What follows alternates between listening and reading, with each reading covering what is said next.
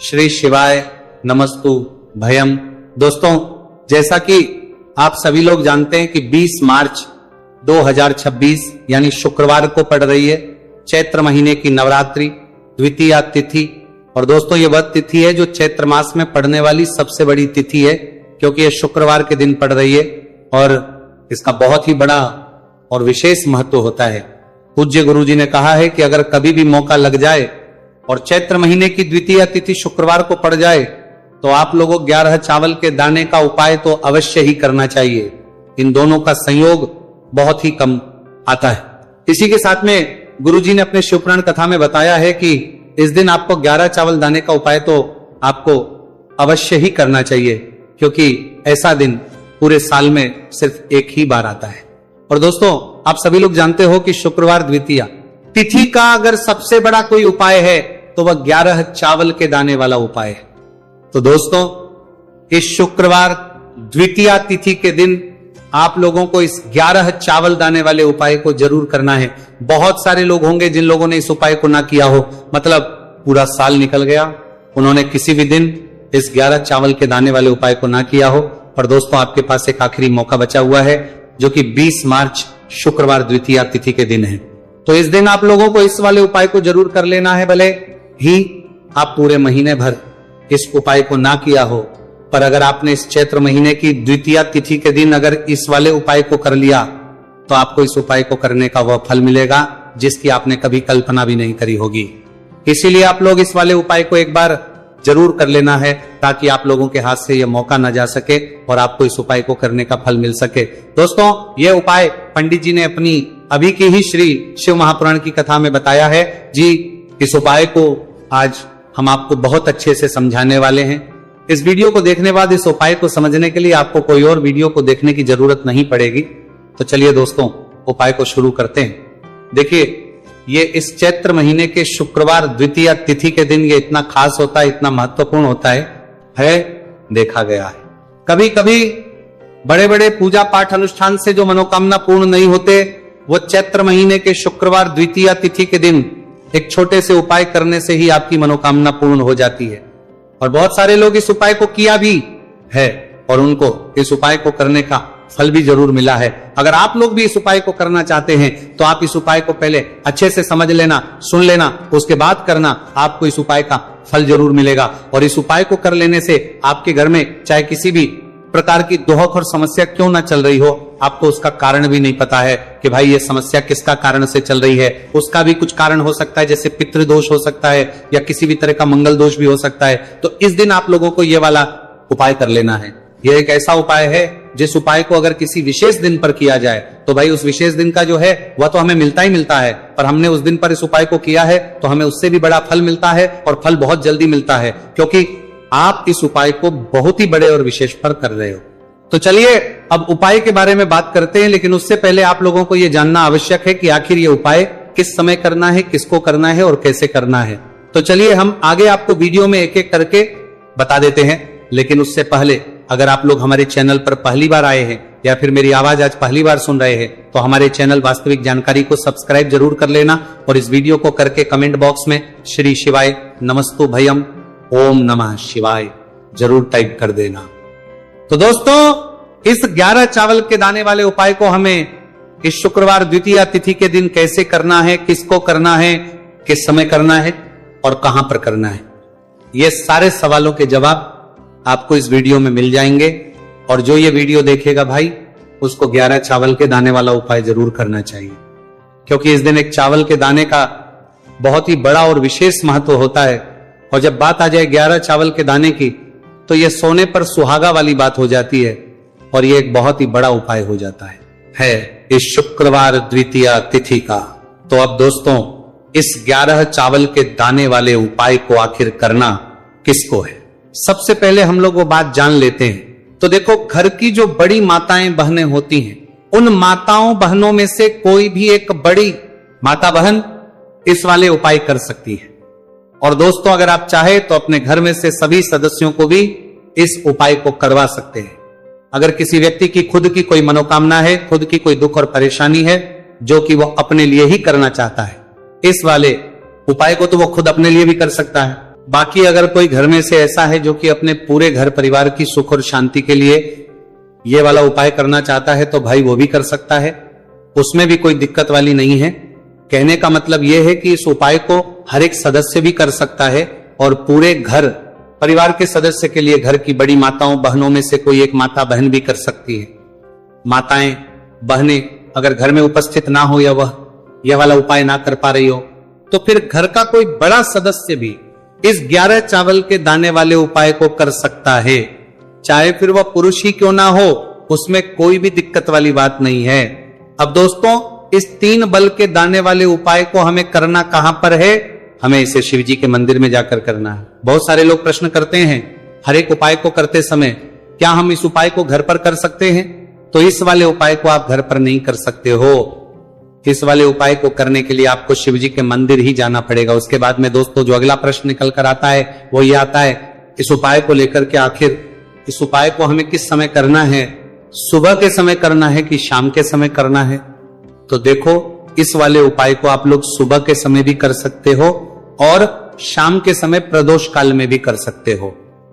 अब अगर आप पूछो कि भाई साहब सबसे उत्तम समय कौन सा रहेगा इस 31 चावल के दाने वाले उपाय को करने का, तो हम आपसे बस यही कहेंगे कि इस उपाय को आप सुबह के समय करेंगे तो ज्यादा बेहतर होगा।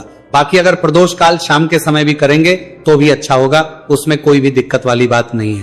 तो अब दोस्तों अगली सबसे बड़ी और महत्वपूर्ण बात आती है, वह यह आती है कि सुबह अगर हम उपाय को करेंगे तो हमें कितने बजे से लेकर कितने बजे तक के बीच में करना है, और शाम के समय प्रदोष काल में करेंगे तो हमें कितने बजे से लेकर कितने बजे के बीच में करना है।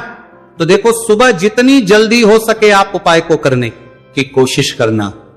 बाकी अगर किसी कारणवश लेट भी हो जाओ थी, देर भी हो जाए, तो 10 या 11 बजे तक भी आप उपाय कर लेना, पर 12 बजे से ज्यादा देरी ना हो, ठीक है? इस बात का ध्यान रखना।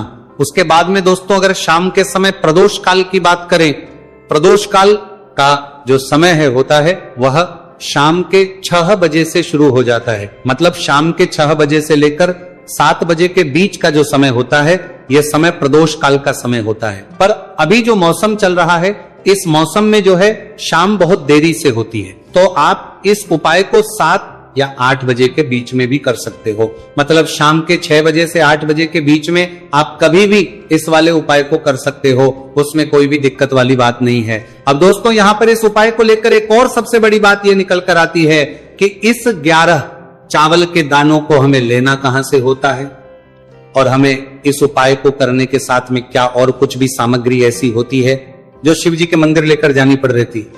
तो देखो यहां पर हम आपको बता दें, सबसे पहले आप लोग ये जान लो कि ये जो 3 चावल के दाने वाला उपाय है, सिर्फ और सिर्फ आप उपाय की सामग्री लेकर कभी भी शिव जी के मंदिर मत जाना, क्योंकि हमें भगवान के सामने यह नहीं दर्शा है कि अगर हम भगवान शिव जी के मंदिर आए हैं तो अपने फायदे के लिए आए हैं। तो इसीलिए जो भी पूजन सामग्री है, उपाय सामग्री है 11 चावल के दाने, इसके साथ में आपको पूजन सामग्री भी जरूर लेकर जाना है। देखो, अगर सुबह के समय उपाय कर रहे हो तो सीधी सी बात है, 1 लोटा जल तो आप लेकर जाओगे ही जाओगे।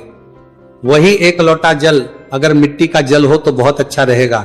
मिट्टी का जल कैसे बना आता है, इसके लिए हमने पहले से बहुत सारी वीडियोस बना दी है आपके पास। इस दिन एक आखिरी मौका रहेगा मिट्टी का जल शिवजी पर चढ़ने का और उपाय को करने का, बहुत बड़ा आपको इस दिन फल मिलेगा। तो इसीलिए इस दिन हो सके तो भाई मिट्टी का जल चढ़ाना, तो अपने साथ में कम से कम 1 लोटा जल तो आपको लेकर जाना ही जाना है। अगर मिट्टी का जल नहीं है तो घर का जल भी आप इस्तेमाल कर सकते हो। इसके अलावा जो भी पूजन सामग्री है, देखो 11 के दाने ये अलग आपके रहेंगे और जो आपकी पूजन सामग्री रहेगी वो अलग रहेगी।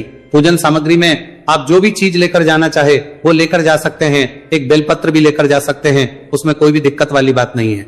वहीं अगर हम बात करें शाम के समय की, तो शाम के समय शिव जी पर जल नहीं चढ़ता है, इसीलिए शाम के समय आप लोग एक दीपक तैयार कर लें जो कि गोल तीखा आटे का, शुद्ध देसी गाय का घी का होगा, है ना? इस बात का आप लोगों को ध्यान करना है। और इस दीपक को आपको घर से जलाकर नहीं लेकर जाना है, भगवान शिव जी के मंदिर में जाकर ही जलाना है। इस बात का भी आप लोगों को ध्यान रखना है। अब दोस्तों यहां पर हमें इस बात को समझना है कि ये 11 चावल के दाने हमें लेना कहां से है।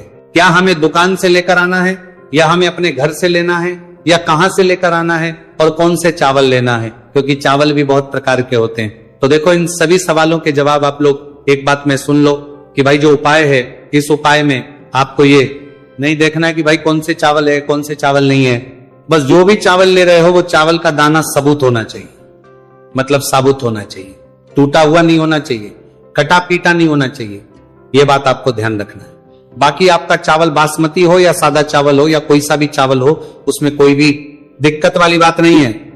तो सीधी सी बात है कि आपके घर के रसोई घर में जहां पर आप बनाते हो, वहां पर जो भी चावल आपके उपस्थित हो, उन चावलों में से अपनी एक कटोरी भर लेना या एक मुट्ठी चावल अलग से निकाल कर रख लेना, क्योंकि हम 11 चावल ही यहां पर इस उपाय में लेने वाले हैं।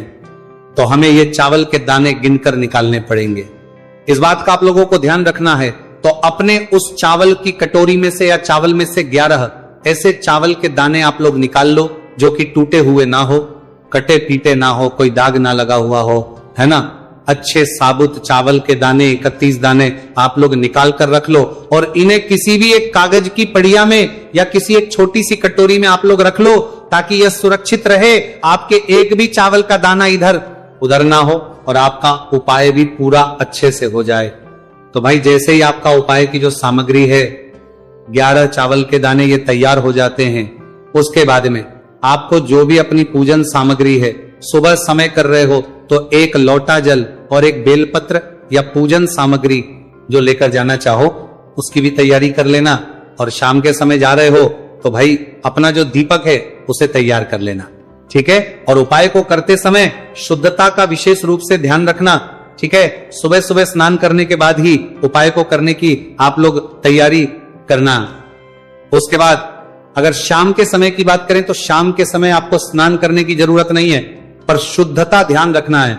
आपको स्नान तो नहीं करेंगे, आप हाथ मुंह धोकर भी इस वाले उपाय को शाम के समय प्रदोष काल में कर सकते हैं, इसमें कोई दिक्कत वाली बात नहीं है। तो आप अपने उपाय की पूरी सामग्री तैयार करके आपके पास ही में जो आपका शिव मंदिर हो वहां पर पहुंच जाइए। सबसे पहले शिव मंदिर में जाकर आप लोगों को उपाय नहीं करना है, पहले भगवान के दर्शन करना है, भगवान से आशीर्वाद प्राप्त करना है। फिर शिव जी की शिवलिंग के पास में आना है।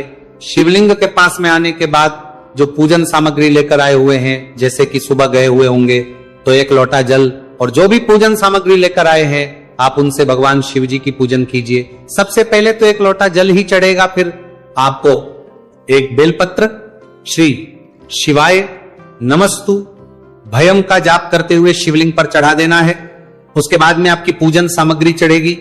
उसके बाद में अगर दोस्तों शाम के समय अगर आप इस उपाय को कर रहे हो तो अपने साथ कम से कम एक जो दीपक है गोलबाती का जो आप अपने साथ में लेकर गए हो, उस दीपक को मंदिर में जाकर अपनी माचिस से जलाना है और उस दीपक को शिवलिंग के पास में रखना है, ठीक है। इस दीपक को रखने के बाद ही आप लोगों को अपना ये वाला उपाय शुरू करना है। और दीपक को ज्यादा पास में मत रखना, वैसे भी गर्मी पड़ रही है, भगवान शिव जी को आंच नहीं लगनी चाहिए, है ना। तो भाई जैसे ही आपकी पूजा अर्चना हो जाती है, आप भगवान शिव जी को प्रसन्न कर लेते हैं। उसके बाद शिवलिंग के पास ही में आप कहीं पर बैठ जाइए, सामने या आसपास जिस जगह पर आपको बैठना हो वहां पर बैठ जाइए और अपने 11 चावल के दाने अपने सामने निकाल कर रख लीजिए, क्योंकि अब यहां पर उपाय को यहां पर करने की आपको तैयारी करना है।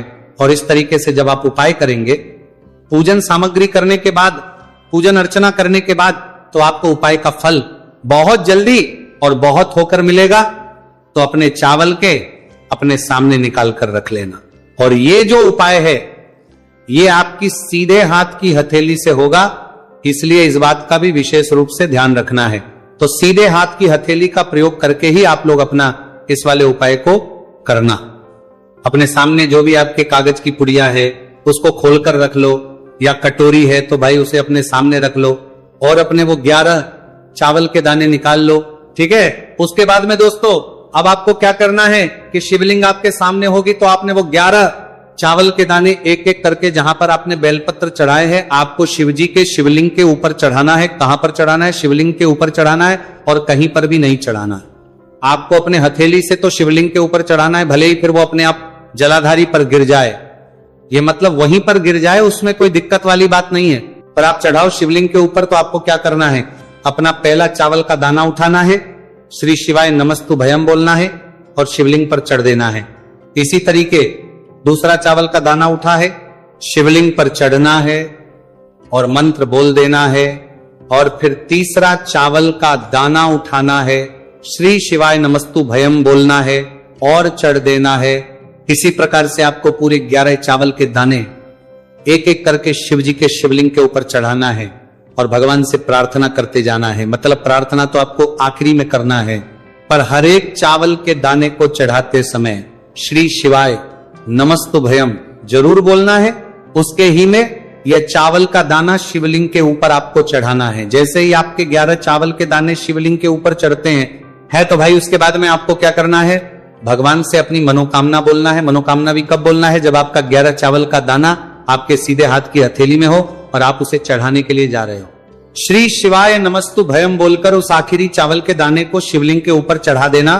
भगवान से फिर अपनी वो मनोकामना बोल देना, जिस मनोकामना के लिए आप लोग अपना ये वाला उपाय कर रहे हो, जिस भी दुहक और परेशानी के लिए आप लोग अपना ये वाला उपाय कर रहे हो। उसके बाद में जैसे ही आप अपनी मनोकामना बोल देते हो, आपका ये वाला उपाय पूरा हो जाता है। पर दोस्तों, उपाय को करने के बाद आप लोगों को 2 मिनट भगवान शिव जी के मंत्र का जाप जरूर करना है, और मंत्र का जाप करने के बाद भगवान से एक और बार करना है अपनी मनोकामना के लिए या अपनी जो भी दुख और परेशानी है उसके लिए। इसके बाद में आप लोग भगवान को देखकर, भगवान से प्रार्थना करके, उनसे आशीर्वाद लेकर वहां से उठ सकते हैं और अपने घर पर जा सकते हैं। बस दोस्तों, यहां पर ये वाला उपाय पूरा हो जाता है।